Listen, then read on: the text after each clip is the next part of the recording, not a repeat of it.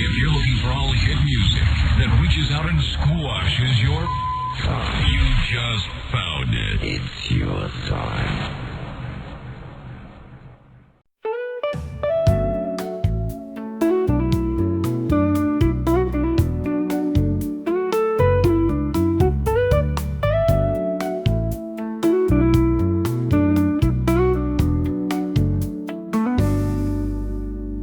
Allí donde las palabras cobran vida,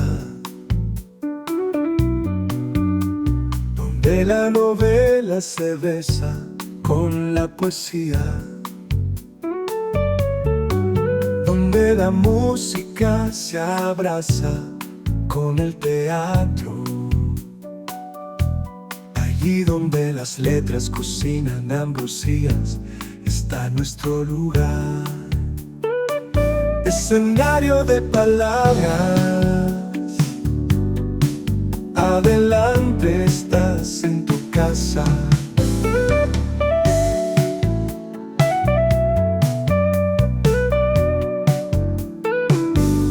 Si quieres volar en las ondas por este universo infinito, si quieres compartir un viaje siempre nuevo y siempre fascinante, escenario de palabras, adelante estás en tu casa.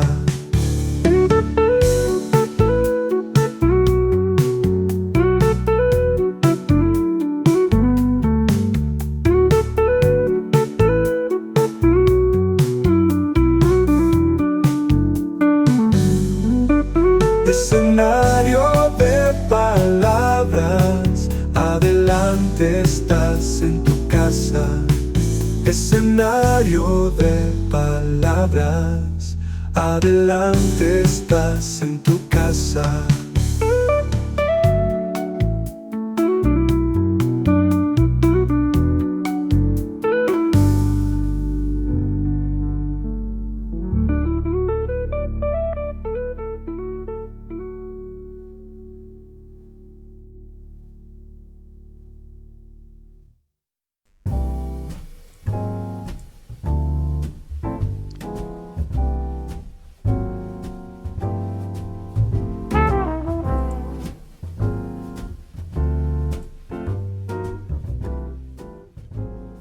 Cuando se habla de los diferentes géneros literarios, suele decirse que todos están presentes en la Biblia, y posiblemente sea así, pues en sus páginas se toca el romance, la épica, los crímenes, las venganzas, las catástrofes, la ciencia ficción. Por eso, lo único que queda es inventar nuevas historias, nuevos argumentos, nuevos personajes, en el marco del género que nos apetezca trabajar. Puede parecer, sobre todo cuando no se nos ocurre ninguna idea que llevar al papel o al ordenador, que ya está todo dicho, todo inventado. Pero no es así. La creatividad es una fuente inagotable en todas las disciplinas. Hay miles o millones de canciones y cada año aparecen canciones nuevas, lo mismo que nuevos cuadros, nuevas películas, nuevas obras de teatro y, por supuesto, muchos nuevos libros. La cuestión está no en el qué, sino en el cómo. Porque, volviendo a la Biblia, todo está contado en ella, pero cada historia puede escribirse de una manera diferente, de la manera del autor o de la autora de turno. La impronta personal es única. De no ser así, llevaríamos décadas en blanco. Si hay un elemento que no falta en ningún género, es la enemistad, la rivalidad, el enfrentamiento entre dos o varias personas. Es la sal de toda historia, las diferencias eternas o temporales entre los personajes, el choque de caracteres, de temperamentos, el orgullo, la envidia, la soberbia, la altivez, los complejos. Todo ese juego de acercamientos y alejamientos, de situaciones llevadas al límite, real, como la vida misma. Quizá de ahí su atractivo.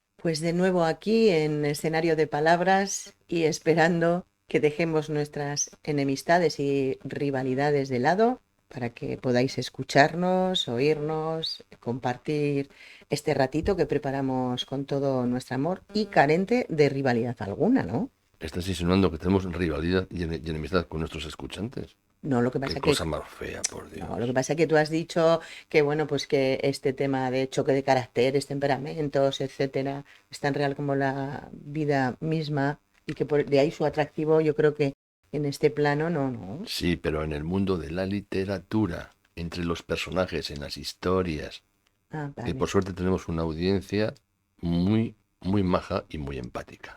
Pues bueno, O sea que entonces comencemos con calma. comencemos con calma, a ver si vamos a acabar tú y yo tirándonos los micros a la cabeza. Va, pesa un poco. Bueno, deseando que este programa, en este caso dedicado, como hemos visto, a la literatura, lo disfrutéis como todos los anteriores. Agradecer a todos aquellos que participáis con vuestros comentarios, que nos hacéis sonreír y que nos dais mucha energía. Invitaros a que sigáis compartiendo y sigáis comentando vuestras impresiones de lo que escucháis. Y para ello os recuerdo el teléfono, ya sabéis, la primera parte es la formal, la mía, y la última se la dejo para esas improvisaciones de José Luis que tantas pasiones despiertan. Bueno, pues el teléfono al que podéis acudir, al que podéis dejar vuestros mensajes y vuestros pareceres o vuestras sugerencias es el 634-037914. Os repito, más despacito, coger boli, papel y apuntar. 634-037914. Y ahora sí, comenzamos con esta sección.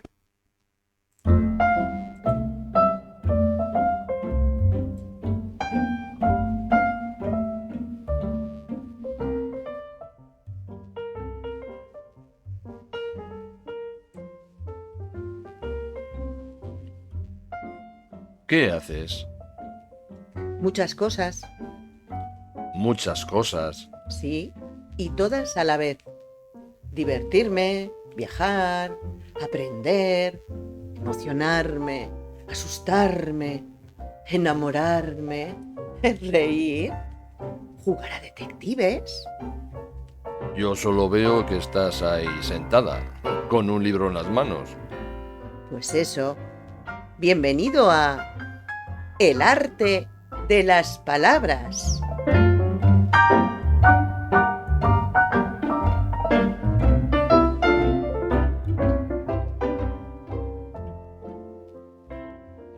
En el mundo de la literatura siempre ha habido rivalidades, enemistades, unas más prolongadas y más fuertes que otras. Y hoy vamos a hablar de 3 o 4 o 5 de las más sonadas, de las más también conocidas a nivel popular y que van desde el siglo de oro hasta nuestros días o hasta cerca de nuestros días. No vamos a tocar ninguna que sea de, digamos, un enfado ligero, una enemistad un poco así breve, como pudo suceder allá por los años 60 del siglo XX con Gabriel García Márquez y con Mario Vargas Llosa, que por un comentario que el primero le hizo a la mujer del segundo cuando estaba en el proceso de enfado y casi separación, pues cuando quedaron eran amigos y por aquella época ambos eran los referentes latinoamericanos en Europa, por lo menos en España, y vivían en Barcelona. Pues lo primero que hizo Vargas Llosa cuando vio a García Márquez, después de aquel comentario que éste le hizo a la mujer de Mario, pues fue estamparle un puñetazo en toda la cara que le dejó el ojo morado. Ahí, Sin mediar palabra. bueno, puede que le diría, te voy a dar, o jámate esa. Pero bueno, se dice que el otro le saludó, hombre, Mario, y ¡pum!, le sacudió. Y hay fotos donde se le ve a García Márquez con el ojo morado. Bueno, con el ojo oscuro, pues las fotos son en blanco y negro. Y, y además por aquel entonces, si no me equivoco, Mario Vargas Llosa practicaba el boxeo en sus ratos libres. Pero vamos a remontarnos hasta el siglo de oro y vamos a empezar con Don Miguel de Cervantes y Don Félix Lope de Vega. O sea, nos remontamos a los años de 1600. Casi nada. La enemistad entre Miguel de Cervantes y Félix López de Vega fue notoria en su tiempo, y hasta sorprendente, pues vino después de una época de pública y demostrada amistad, en la que ambos se alababan públicamente y hasta en algunos de sus trabajos. Cervantes y Lope vivían en el mismo barrio de Madrid y participaban en las mismas tertulias. Se habían conocido en casa de Jerónimo Velázquez, en la calle de Lavapiés, un barrio emblemático de Madrid. Velázquez era un cómico de cuya hija estaba enamorado Lope, quien frecuentaba con asiduidad su piso. Ya sabemos que Lope era un enamoradizo compulsivo. Se dice que tuvo 15 hijos, 2 matrimonios y innumerables amantes. Se dice porque por visto fue verdad. Allí, en casa de este tal Velázquez, coincidió con Cervantes, que confiaba en el cómico, en que le pusiera en escena alguna de sus comedias, porque el pobre Cervantes no tuvo nunca una gran relevancia ni un gran éxito con sus comedias, al contrario que Lope. Al parecer se cayeron bien y desde aquel día se forjó entre ellos una bonita amistad, rayana en la admiración. Cervantes elogió a Lope en El canto de Calíope de la Galatea en 1585 y Lope había incluido a Cervantes en el catálogo de escritores que figura en el libro cuarto de la Arcadia en 1598. Pero en algún momento, allá por 1602, surgió la enemistad cuyo origen todo apunta a la rivalidad que nació entre ellos. De entre sus muchos estudiosos hay quienes opinan que Cervantes fue quien inició las hostilidades y quienes las achacan a Lope. Los primeros basan sus hipótesis en la envidia que Cervantes comenzó a sentir hacia Lope, ya que sus obras no encontraban quien las pusiera en escena y las de Lope triunfaban, como hemos dicho antes, lo que le daba fama, respeto y dineros. Lope era la estrella del momento, el escritor más aclamado, al que hombres y mujeres paraban por la calle y lanzaban piropos, y que además era 15 años más joven que él.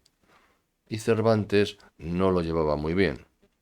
El nuevo arte de la comedia, planteado por Lope, se había impuesto, y Cervantes no dudó en arremeter contra él. En este trabajo, Lope decía que escribo por el arte que inventaron los que el vulgar aplauso pretendieron, porque, como las paga el vulgo, es justo hablarle en necio para darle gusto. Por ello, en la primera parte del Quijote, Cervantes le recrimina que se plegara a los gustos del vulgo en lugar de guardar las normas tradicionales de la comedia, y ataca el texto de Lope. No llega a mencionar el nombre de Lope, pero tampoco hacía falta. Lope era conocido como el Fénix de los ingenios, y Cervantes le denomina felicísimo ingenio de estos reinos.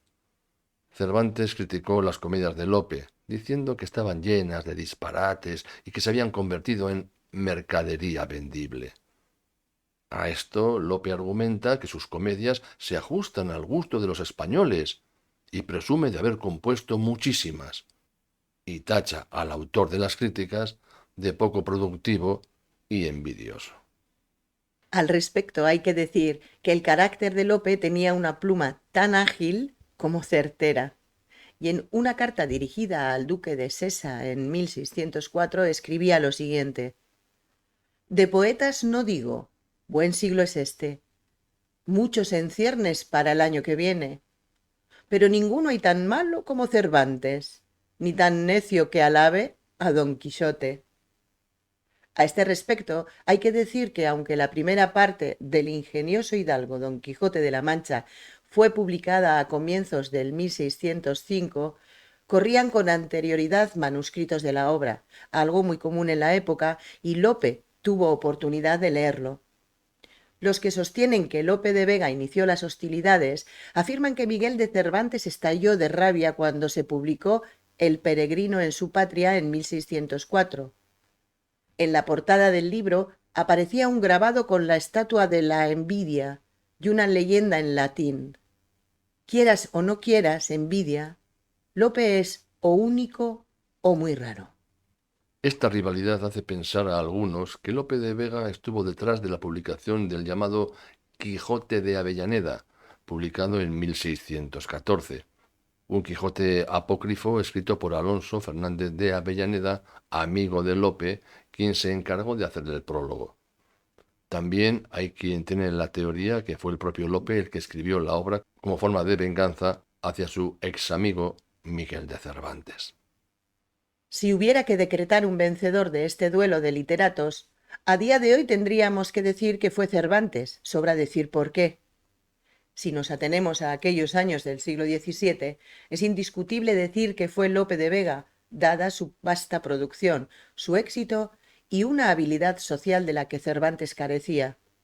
A este respecto, hay historiadores que afirman que el brazo herido de Cervantes y su tartamudez influyeron negativamente a la hora de relacionarse y de hacerse popular.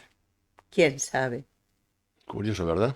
Sí, además me hizo gracia que cuando estabas preparando tú este apartado, coincidimos porque nos gusta mucho la serie El Ministerio del Tiempo, que están ahora reponiendo en una cadena de televisión, y apareció el capítulo entre esta rivalidad entre Lope y Cervantes, que te acuerdas que tú decías que te daba pena Cervantes y yo decía que no tenías por qué, y Sí. después de ver el capítulo acabé diciendo, jo, qué pena me da Cervantes. Sí, fue así porque yo preparaba este capítulo de las curiosidades y, como dice Doya, estaban echando en la tele, en la serie, ese capítulo de El Misterio del Tiempo. Y yo al comentarle que, joder, mira, estoy preparando esto sobre Cervantes, que ya lo sabíamos, pero una cosa es saberlo y otra cosa es plasmarlo y ponerlo en papel para poder leerlo luego con tranquilidad y que se entienda bien. Y ella dijo, ah, pues a mí no me da pena porque no sé qué, no sé cuántos. Y luego cuando vi el capítulo, pobre Cervantes queda tan a la sombra de Lope de Vega que, como ya has dicho, reconoció que, pues sí, me da un poco de penita. Aparte de Sí, que tú eres tan así, tan empática con la gente, que enseguida te contagias y te mimetizas. sí, Pero sí. es curiosa esta enemistad de dos amigos que luego por el tema de lo siempre de la fama, ¿no? O de lo que sea, que se ataquen, que se distancien. Es, bueno, como antes decíamos, como la vida misma. Sí, yo creo que el tema de las rivalidades es una condición sine qua non del ser humano. Sí. Y me acuerdo que en la serie esa de El Misterio del Tiempo se ve una escena en que hacen ver a Cervantes lo que fue en el futuro, ¿no? Y le llevan a Alcalá de Henares, su ciudad natal, y ven que las librerías tienen el Quijote por todas partes, que hay estatuas y que Cervantes fue, vamos, lo que es hoy en día, ¿no? Y fíjate, pero él murió pensando pues que, bueno, que sí, su Quijote gustó, pero sin tirar más cohetes de los normales, que en teatro, digamos que fracasó, por lo menos no llegó ni mucho menos a la altura de Lope de Vega, y que murió pues en un estado de escritor conocido, pero nada relevante. Encima, como decíamos, al ser pues manco, con el brazo impedido, al ser tartamudo, sin mucho don social, pues moriría igual un poco hasta acomplejado, ¿no? Eso ha pasado mucho. También Becker murió también un poco apartado de todo, el hombre, y luego pues Becker es Becker. En fin, cosas de la historia y de la literatura y de las enemistades. ¿Qué te parece si vamos ahora con, sin salirnos del siglo, porque fue un siglo muy goloso y tremendamente productivo, nos vamos con dos personajes también que las tuvieron incluso más que estos dos que hemos visto. Nos vamos con Luis de Góngora y Francisco de Quevedo. Espadachines de las palabras. Y demás cosas. Y también de acero toledano. También. La de estos dos eminentes literatos del siglo de oro español es una de las enemistades más conocidas y célebres que nos ha legado la historia de la literatura. La enemistad entre ellos parece que nació cuando los dos coincidieron viviendo en Valladolid, y por lo que parece fue Quevedo quien comenzó a tocar las narices, escribiendo y publicando poemas en los que se burlaba de la forma de escribir de Góngora, eso sí, bajo seudónimo, concretamente el de Miguel de Musa, poemas hirientes en los que Góngora veía que lo único que el joven Francisco, digo joven porque Góngora llevaba 19 años a Quevedo, o sea, como vemos, una edad respetable para aquella época. Y Ujú. si el Cervantes le llevaba 15 a Lope de Vega, Góngora llevaba 19 años a Quevedo. Como decimos, Góngora veía que lo único que el joven Francisco pretendía era conseguir fama a su costa y, temiendo ver perjudicada su buena reputación, no dudaba en contestarle, y en una de esas respuestas decía así: Musa que sopla y no inspira, y sabe qué es lo traidor. Poner los dedos mejor en mi bolsa que en su lira no es de Apolo, que es mentira. Ciertamente los versos de Quevedo tenían que escocer, porque el madrileño sabía emplear la pluma como si fuera una fina espada. A mí no me gustaría haber sido el destinatario del siguiente poema. Soneto a Luis de Góngora. Yo te untaré mis obras con tocino, porque no me las muerdas, Gongorilla. Perro de los ingenios de Castilla, docto en pullas, cual mozo de camino. Apenas hombre, sacerdote indino, que aprendiste sin Christus la cartilla. Chocarrero de Córdoba y Sevilla, y en la corte bufón a lo divino. Porque censuras tú la lengua griega, siendo solo rabí de la judía, cosa que tu nariz aún no lo niega. No escribas versos más, por vida mía, aunque aquesto de escribas se te pega, por tener de sayón la rebeldía. El físico fue uno de los puntos en los que ambos pusieron la mirilla de sus objetivos. Góngora, que por lo que podemos ver en su conocido retrato lucía una prominente y peculiar nariz, tuvo que sufrir el siguiente soneto por parte de Quevedo. Érase un hombre a una nariz pegado, érase una nariz superlativa, érase una nariz sayón y escriba, érase un pez espada muy barbado, érase un reloj de sol mal encarado, érase una alquitara pensativa, érase un elefante boca arriba, era Ovidio Nasón más narizado, érase un espolón de una galera, érase una pirámide de Egipto, las 12 tribus de narices érase un naricísimo infinito, muchísima nariz, nariz tan fiera que en la cara de Anás fuera delito. Y Quevedo, cuyo punto débil estaba en la cojera que padecía debido a sus pies zambos, no escapó a las burlas del cordobés, que también se cebó con sus ojos, siempre parapetados tras sus gafas, sus anteojos, los famosos Quevedos. Anacreonte español, no hay quien os tope, que no diga con mucha cortesía que ya vuestros pies son de elegía, que vuestras suavidades son de arrope. No imitaréis al terenciano Lope, que al de Belerofonte cada día, sobre zuecos de cómica poesía, se calza espuelas y le da un galope. Con cuidado especial vuestros antojos dicen que quieren traducir al griego, no habiéndolo mirado a vuestros ojos. Prestádselos un rato a mi ojo ciego, porque a luz saque ciertos versos flojos, y entenderéis cualquier gregüesco luego.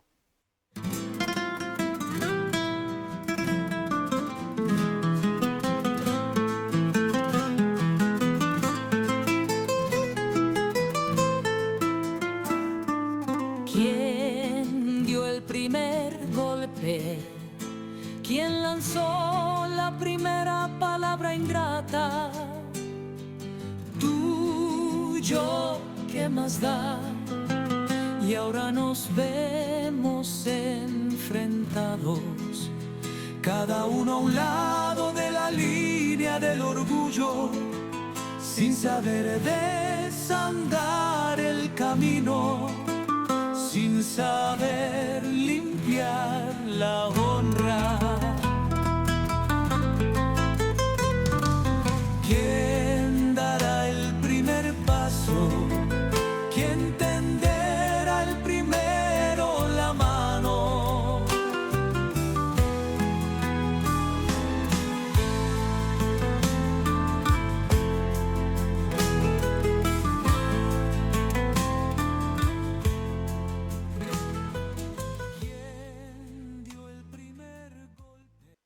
Bueno, como vemos, la enemistad y rivalidad entre el madrileño Quevedo y el cordobés Góngora era terrible. ¿Qué pullas? Pues sí, además creo que en su día también nosotros lo comentamos, que podría ser porque Góngora ya tenía una posición dentro del mundo literario allí en Castilla y Y de la corte, eso es. Y entonces, bueno, pues Quevedo, que era joven y posiblemente con muchas ganas de medrar y posiblemente merecidas, porque obviamente pues tenía mucho ingenio en sus composiciones, pues sería una buena forma de llamar la atención si se metía con la figura más importante, ¿no? En ese momento. sí, si no es la más importante, una de las más importantes, Ujú. porque hay que decir que fueron coetáneos de Cervantes, de Calderón, de Lope, de Gracián.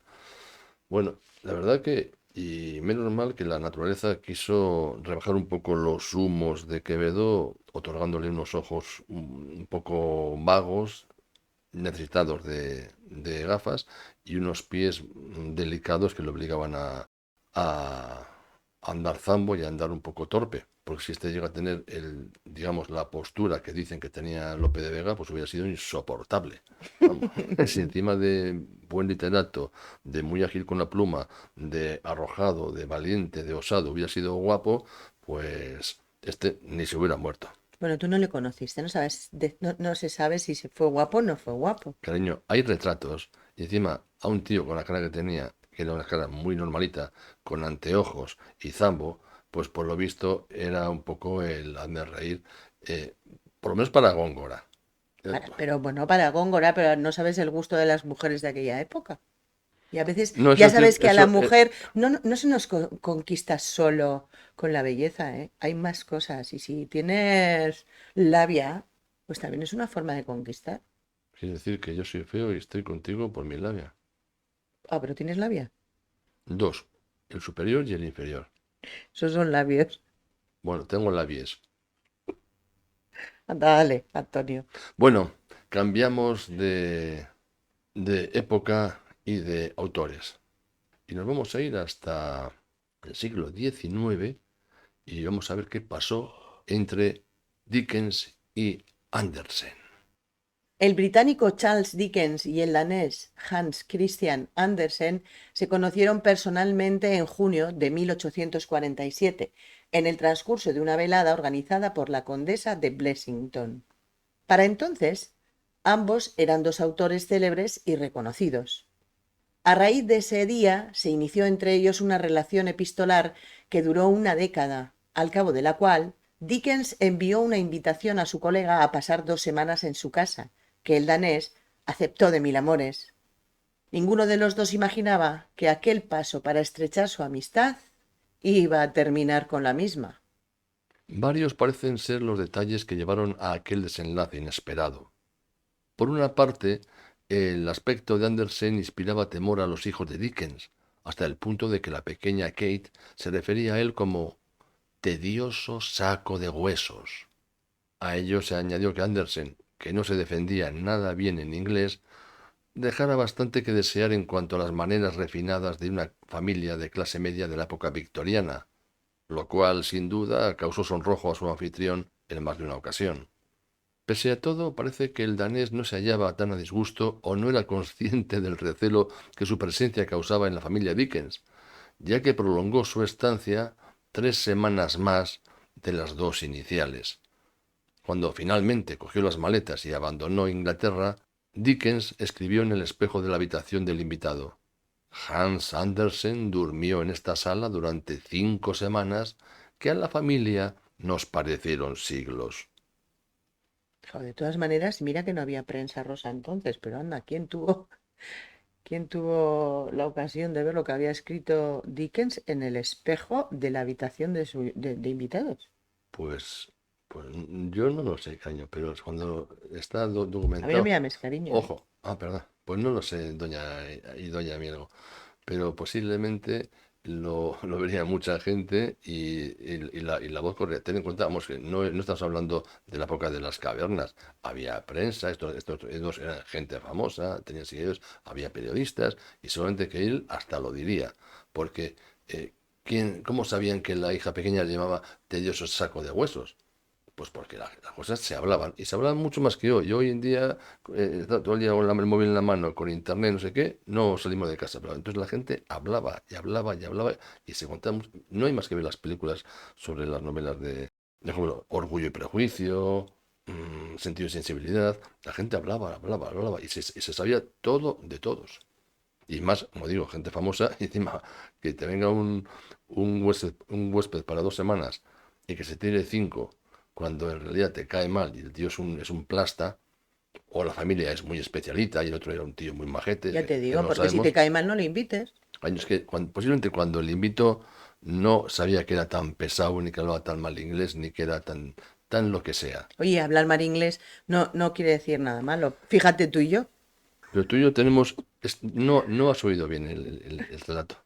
Al no conocer las maneras refinadas, les dejaba en mal sitio. Hay que ponerse en el lugar como, o sea, lo he dicho muy bien, y tú estabas igual dormitando, ¿eh?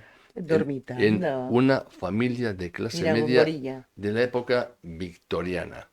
Había que cuidar mucho las formas, la reputación, la fama, el renombre. Todo esto encaja dentro de... Tienes que ver más películas de la época, como Jane Eyre, y antes decíamos... Me las he visto todas y me he leído los Pues entonces libros. no sé cómo hacer esos comentarios. Porque no eran así. Por favor, por favor. Menos mal que la audiencia sabe que tengo razón. Señor, llévame pronto. Bueno, la verdad que son curiosidades que dejan ver que detrás del literato, del famoso, del renombrado de turno, había una persona, había una familia, había unos gustos, había unas manías y había, ¿por qué no?, unas enemistades. Además, el que yo tenga un concepto de alguien X sin conocerle en las distancias cercanas, cortas, no quiere decir que yo una vez dentro de esas distancias me caiga mal, porque le conoces precisamente. Y por visto a Dickens, pues el amigo Andersen, pues no le cayó muy bien y fue una tortura el tenerle 3 semanas más de lo estipulado, es decir, más del doble. Bueno, pues vamos a seguir en el siglo XIX, pero un poco más avanzado. Y nos vamos con Proust y Lorraine. Aquel día de febrero de 1897, en el bosque a las afueras de París, era frío y lluvioso. Separados a una distancia de 25 pasos, los escritores Marcel Proust y Jean Lorraine, sus brazos alineados con sus costados apuntando al suelo húmedo. En sus manos, una pistola cargada con un solo proyectil. Apartados de ellos, silenciosos y tensos, sus respectivos padrinos. ¿Qué había propiciado tan dramática situación? La respuesta es sencilla. Lorraine había criticado con hiriente regodeo la primera obra de Proust, Los placeres y los días. Pero lo que más irritó a éste fue que Lorraine insinuara el lenguaje tan medido como sibilino que mantenía con su amigo Lucien Daudet, hijo del muy respetado escritor Alphonse Daudet, una relación que iba más allá de la simple amistad. Para Proust, que su homosexualidad saliera a flote constituyó, especialmente por lo que podría suponer para sus padres, una provocación que sólo podía tener una contestación. Proust, el retador, fue el primero en alzar el brazo, apuntar a su rival y desviar el disparo al suelo. Hay quien dice que al cielo. Lorraine hizo lo propio. Marcel Proust, celoso defensor de la intimidad de su condición de homosexual, y Jean Lorraine, que hacía ostentación de serlo, zanjaron de esta manera aquel trance. Ambos concluyeron: somos hombres de letras. Pues me parece muy bien. Por una parte, que no haya violencia, que un malentendido o una ofensa se solucione por vías pacíficas en el último momento. Hombre, con una pistola en mano por He vías dicho en el pacíficas. último momento. Ah, va, perdón. Porque alguien con una pistola en la mano, si disparas y matas, ya has terminado con la película. Pero si en el último momento has utilizado eso, en el fondo eres pacífico. Y lo siempre, Muy en el fondo, hay ¿no? que ponerse en la piel y en la época de aquella gente. Era la época de los duelos. Cuánta razón encierran tus palabras. Mis palabras, no cabe duda. Y encima, me ha gustado que somos hombres de letras, lo cual quiere decir de manera un poco o nada escondida que los hombres de letras son o somos, vamos a meternos en el final de ese saco de hombres de letras, gente que desprecia la violencia, que deja a un lado las diferencias, que deja a un lado la agresión y se centra en lo que es las letras. Es decir, las letras son un poco esa burbuja que te aísla de un mundo violento. O, como hemos visto en ocasiones anteriores, que quizás esas diferencias se solventen a través de las letras como armas arrojadizas. Me parece también muy bien que todo quede ahí donde no se derrama sangre. Se derrama pues bilis, se derrama Tinta, se derraman lágrimas, tinta. tinta y lágrimas de rabia y bilis, pero no se llega a este extremo que si Proust, en vez de tirar al cielo o al suelo, llega a apuntar a Lorraine y te hace lo mismo, pues aquí podía haber acabado Como por Turraco. como por Turraco. Sí, sí, sí. Y nos hubieran privado de dos autores, pues, que lo hacían muy bien. Bueno, vamos con el último caso Adelante. y nos vamos ya al siglo XX. Nos vamos con dos personajes llamados Hemingway y Faulkner. Dale. Me has dado. No he dicho dale, no dame. Ah, pero- Dale a la acción. Lee, Mielguito, lee. Lee, Mielguito, lee. Ahora Lee, leo. Mielguito, lee. Mielguito, lectura. Lectura, Mielguito, lectura. Mielguito. No puedo yo. Lee, Mielguito. Un siglo después del primer encuentro entre Dickens y Andersen, el estadounidense William Faulkner dio una conferencia al alumnado de la Universidad de Mississippi. A la solicitud de que hiciese un listado de los, a su juicio, 10 mejores escritores del mundo, Faulkner se adjudicó el segundo lugar. En el puesto número 4 nombró a Ernest Hemingway, mas no para alabarle. Un cuarto puesto a nivel mundial no es moco de pavo, sino más bien para todo lo contrario.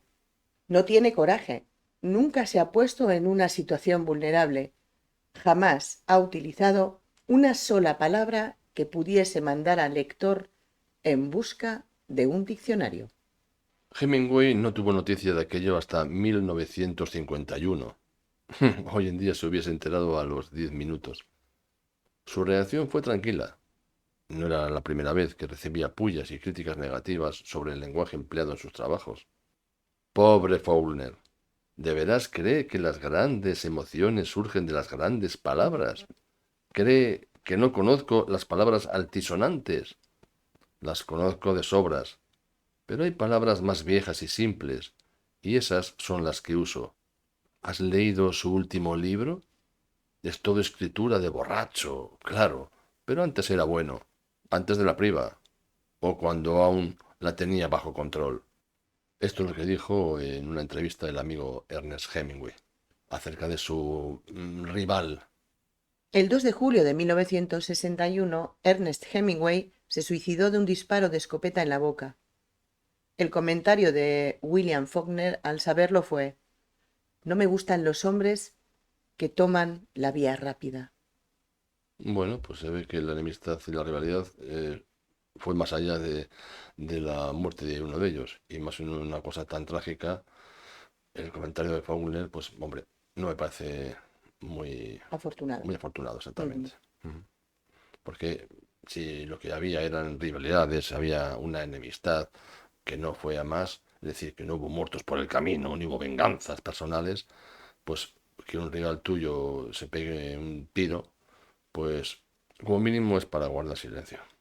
Pues sí, un poco desafortunado sí que fue, pero bueno, también es curioso en esta ocasión que la rivalidad entre letras, en este caso, se blandiera como la utilización del lenguaje, ¿no? Un lenguaje más altisonante, un lenguaje quizás más llano, sin respetar. Quiero decir que el que uno tenga un estilo de una manera y otro tenga otro no implica que su literatura sea mejor o peor. Eso creo que es una cuestión también que hoy se esgrime mucho, ¿no? Sí, estoy seguro de que si eso no hubiera sido así, yo hubiera tenido una literatura similar, pues le habría atacado por otras cosas. Es decir, lo típico, me has copiado un personaje, me has copiado un argumento, o yo soy, no sé, más... Sí, que su escritura fue una excusa, ¿no? Exactamente, yo pienso que sí. Yo pienso que sí. Muchas veces, cuando tenemos que atacar a alguien, ojo, ¿y quién me dice a mí que no defiendo a ninguno de los dos? Porque primero no les conocí yo no en persona no intercedo. y como siempre escuchas No a unos, intervengo. escuchas a otros y te quedas con la vida, con la vida del medio. Pero también puede estar un poco en juego lo que les pasó a Cervantes y a Lope de Vega. La envidia, el que tú sacas una novela y vendes, por decir algo, 100.000 libros y yo me quedo en los 60.000, en que te han hecho 5 entrevistas y a mí me han hecho 3, qué sé yo, muchas cosas, ¿no? Pero bueno, son anécdotas del mundo literario en el que no todo es tan bonito como puede parecer desde fuera, que todos son amigos y todos se llevan bien y todos participan en tertulias y no pasa nunca nada. Son personas y en el fondo, como personas que son, hay enemistades, hay rivalidades, hay envidias, hay celos, hay egos y cada uno sale por donde puede para hacer más daño al contrario. En otros programas comentaremos cosas mucho más agradables.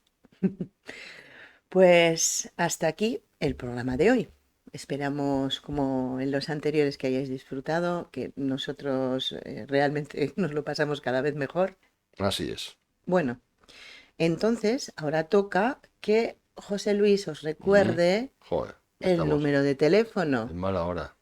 Queridísimo Urrutia, Dígame, ¿cómo va usted hoy a deleitar a su audiencia para recordarle este maravilloso número en el que pueden ponerse en contacto con nosotros? Pues mira, mi alguito de mis amores, en mala hora hice una tontería para dar el número y ahora me veo en el brete de en cada programa tener que hacer una imitación o una tontería. Pero, Uy, en el brete, con lo que le encanta. pues venga, vamos a hacer algo, a ver qué sale. Ya que hablamos de la enemistad, vamos a hacer algo que tenga que ver. Por ejemplo, tú, escritor de pacotilla, toma papel y plumilla y apunta a este teléfono. 634-03-7914. Te lo repito, por si se te ha olvidado. 634-03-7914. Ahí está. Pues lo dicho, que tengáis una muy buena semana. Estupenda.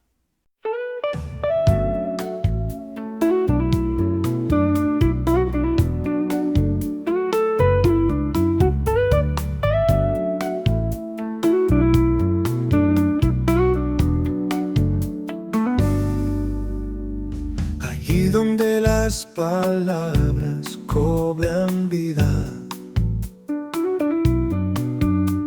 donde la novela se besa con la poesía, donde la música se abraza con el teatro,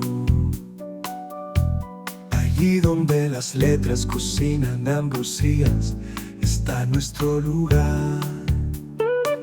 Escenario de palabras, adelante estás en tu casa.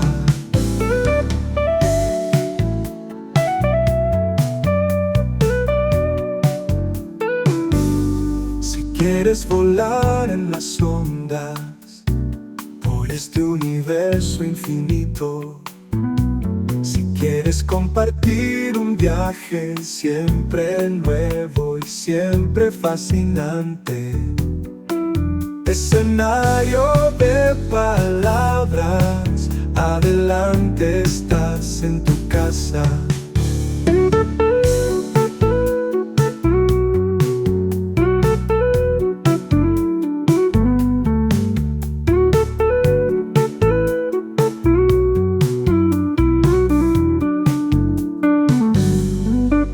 Escenario de palabras, adelante estás en tu casa. Escenario de palabras, adelante estás en tu casa.